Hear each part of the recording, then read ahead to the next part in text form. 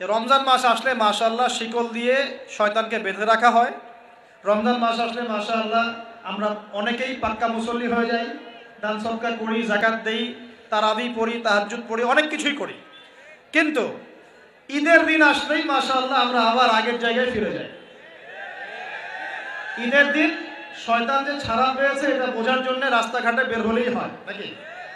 মেয়েদের চলাফেরা দেখলে বোঝা যায়, আর ওই যে হোটেলে হোটেলে গান বাজে এগুলো দেখলে বোঝা যায় শয়তান ছাড়া পেয়েছে। আজকে বুঝলাম ঘুম থেকে ওঠা, ওযু করা, ওয়াশরুমে যাওয়া, খাওয়া দাওয়া করা, মসজিদে যাওয়া, নামাজ, জিকির, তাসবিহ, তাহলিল, ব্যবসা বাণিজ্য, এগুলো সব কিছু সুন্নত নাই।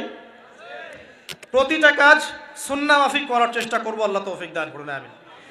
ফিকহুস সুন্নাহ এরকম কিছু বই পাওয়া যায়, ফিকহুস সুন্নাহ, কিতাবুস সুন্নাহ, এরকম অনেক বই আছে। আরবি থেকে বাংলা অনুবাদ হয়েছে, বাংলাদেশের উলামায়ে কেরাম লিখেছেন। এরকম সুন্নাহ শেখার কিছু বই কিনে নেবেন, কিনে নিয়ে প্রতিটা কাজ কিভাবে করলে সুন্নত হয় পড়ে দেখবেন। পারবেন তো ইনশাআল্লাহ? আল্লাহ পাক তৌফিক এনায়েত করুন বলি আমিন।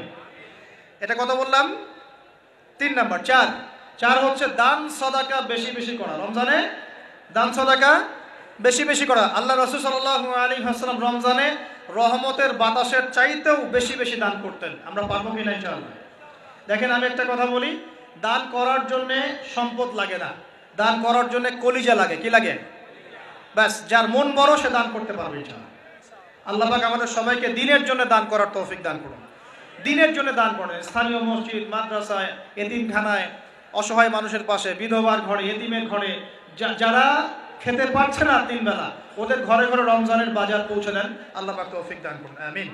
5 নাম্বার, রমাদান মাসে অবশ্যই অবশ্যই আমাদের যাকাতগুলো আমরা দিয়ে দিব। রাজি আছি তো ইনশাআল্লাহ? বলেছি যাকাত এবং সালাতের মধ্যে যে পার্থক্য করে সে মুসলিম নয়। যাকাত ফরজ হয়েছে, অবশ্যই অবশ্যই আপনাকে যাকাত দিতে হবে। এটা কিন্তু নফল কিছু নয়, এটা কি ফরজ। যাকাতের নিসাব জানেন কি না? কত পার্সেন্ট? 2.5%। আচ্ছা, যাকাতের নিসাব নিয়ে ইনশাআল্লাহ পরবর্তীতে লেকচার চলে আসবে, অনলাইনে দেখে নিন। এছাড়া ফিকহুস যাকাত কিছু প্রোগ্রাম আসবে, অনলাইনে দেখে নেবেন ইনশাআল্লাহ। আল্লাহ রাব্বুল আলামিন আমাদের সবাইকে যাকাতগুলো দেওয়ার তৌফিক দান করুন। শুধু যাকাত যদি আমরা ঠিকঠাক মতো দিতাম, একজন মানুষও সমাজে না খেয়ে মারা যেত না। একজন মানুষও না। সমাজে এই যে ইকোনমিক সমস্যাগুলো যেগুলো হয়, অর্থনৈতিক সমস্যা, স্যাংশন, মুদ্রাস্ফীতি, হাবিজাবি, অনেক প্রবলেমস ওভারকাম করা যেত শুধু যাকাতের মধ্য দিয়েই। কিন্তু কে শোনে কার কথা? সবাই কি যাকাত দেয়? বাংলাদেশে এমনও মানুষ আছে যার একজনের যাকাত দিয়ে 100 পরিবারের সংসার চলবে ইনশাআল্লাহ। আছে না এমন লোক? আমরা যাকাতগুলো দেওয়ার চেষ্টা করি, আল্লাহ পাক তৌফিক দান করুন। 7 নাম্বারটা বলে দিয়েছি, রমজান হচ্ছে একটা নতুন জাতির উত্থান। অতএব রমজানে আমরা সমস্ত পাপ ছেড়ে দিয়ে একটা আলোকিত জাতি হিসেবে আত্মপ্রকাশ করবো ইনশাআল্লাহ। আল্লাহ পাক তৌফিক দান করুন। 8 নাম্বারও বলে দিয়েছে, রমজান হচ্ছে জুলুমের বিরুদ্ধে দাঁড়িয়ে যাওয়ার চেতনা। রমজান কি? ওই যে বদরের যুদ্ধ, জুলুমের বিরুদ্ধে দাঁড়িয়ে যাওয়ার চেতনা হলো রমাদান। তাই সর্বস্তরের জুলুমকে আমরা রমজান মাসে রুখে দেওয়ার চেষ্টা করবো ইনশাআল্লাহ। আল্লাহ পাক তৌফিক দান করুন। শুরুটা হবে কোথা থেকে? নিজের থেকে। আমার নিজের মধ্যে কি কি জুলুম আছে আমি আগে দেখবো, আমি কার কার উপর জুলুম করেছি এটা আগে দেখবো, এগুলো আগে প্রতিহত করব, তারপরে আমি ইনশাআল্লাহ তাআলা পরবর্তী দিকে ফোকাস করব। 9 নাম্বার খুব ইম্পর্টেন্ট।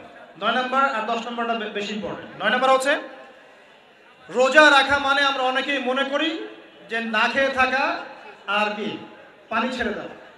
অনেকেই মনে করি এটা রোজা মানে আমাকে না খেয়ে থাকতে হবে আর পানি ছেড়ে দেওয়া লাগবে, স্ত্রী সহবাস ছেড়ে দেওয়া লাগবে।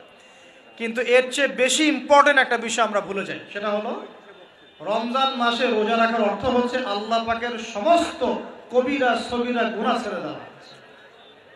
রোজা রেখেছি, গীবত করলাম, রোজা হবে কিনা? রোজা রেখেছি, মিথ্যা কথা বলছি, হবে রোজা? রোজা রেখে ওই ভদ্রলোক সুদ খাচ্ছে, রোজা হবে? রোজা রেখে অমুক ভাই আমার টেবিলের নিচ থেকে টাকা নিল, রোজা হবে? অমুক ভাই মানুষের সম্পদ আত্মসাৎ করে ফেললো, হবে? অমুক বোন বেপরদায় বাইরে বের হয়ে গেল, রোজা হবে? অমুক ভাই মনে করেন ওই যে গার্লফ্রেন্ডের সাথে চলে গেল ডেট করতে, রোজা হবে কিনা? অনেকে পর্নোগ্রাফি দেখছে রোজা রেখে, রোজা হবে কিনা?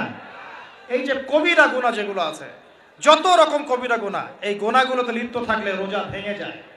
আল্লাহ পাক আমাদের সবাইকে কবিরা গুনাহ মুক্ত রোজা রাখার তৌফিক দান করুন। তো এখানে সবচেয়ে বড় শিক্ষাটা হলো রমজান মাসের এই যে শিক্ষাগুলো, ত্যাগের মহিমা, জুলুমের বিরুদ্ধে দাঁড়িয়ে যাওয়া, কোরআনের হক আদায় করা, জাতির উত্থান, বড় বড় অনেক কথা বললাম। এই শিক্ষাগুলোকে সারা বছর ধরে রাখাটাই হলো রমাদানের সবচেয়ে বড় চ্যালেঞ্জ। আমরা পারবো কিনা ইনশাআল্লাহ? আমরা রমাদানের এই 10টা হক আদায় করতে পারবো কিনা ইনশাআল্লাহ? কোরআনের হক আদায় করতে পারবো কিনা ইনশাআল্লাহ? আল্লাহ রাব্বুল আলামিন আমাদের সবাইকে আসন্ন রমজানে সুস্থতার সাথে সমস্ত সওম রাখার তৌফিক দান করুন এবং রমজান মাসে বেশি বেশি তেলাওয়াত করার তৌফিক দান করুন, অর্থ বুঝে পড়ার তৌফিক দান করুন, বেশি বেশি দান সদকা করার তৌফিক দান করুন, বেশি বেশি ওই যে গরিব দুঃখী মানুষের পাশে দাঁড়ানোর তৌফিক দান করুন, বেশি বেশি যাকাতগুলো দিয়ে দেওয়ার তৌফিক দান করুন, বেশি বেশি আল্লাহর জিকির করার তৌফিক দান করুন, বেশি বেশি আল্লাহ পাক আমাদেরকে নফল নামাজগুলো পড়ার তৌফিক দান করুন, কোরআন কেন্দ্রিক সময় কাটানোর তৌফিক দান করুন, রাসূলের সুন্নতের উপর আমল করার তৌফিক দান করুন এবং একটা নতুন আলোকিত প্রজন্ম এবং জাতি হিসেবে এই রমজানে আল্লাহ রাব্বুল আলামিন আমাদের যুব সমাজকে আত্মপ্রকাশ করার তৌফিক দান করুন।